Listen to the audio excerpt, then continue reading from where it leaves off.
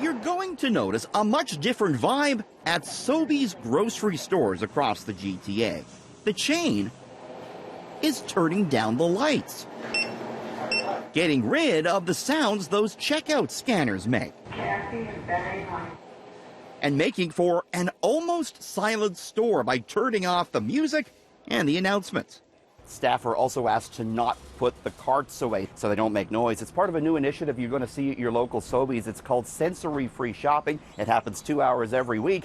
And the initial design is to make it more friendly for people on the autism spectrum. One of the initial concerns from our managers that was on their minds was, are people going to think the grocery stores are closed? The lights are off. The concept at first was to help people with autism. Correct. However, since we've done that, we've come to learn that there are many more people in the community that are benefiting from a more diverse and inclusive shopping experience in our stores. Like who? Individuals with epilepsy, anxiety issues. There are people who are sort of on the autism spectrum that have varying degrees of needs that are benefiting from it. For store owners, the new sensory-free initiative has meant tweaking the way they operate.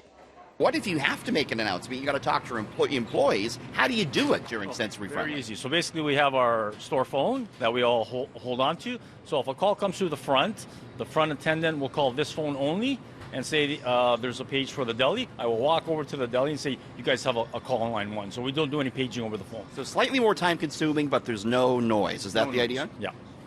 So how's the reception been with people walking in the stores? What do they think? Are they confused by this?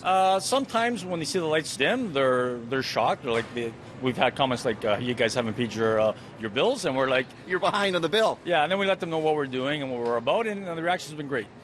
The stores go so far as to ask staff to speak softly and even turn off the deli slicers.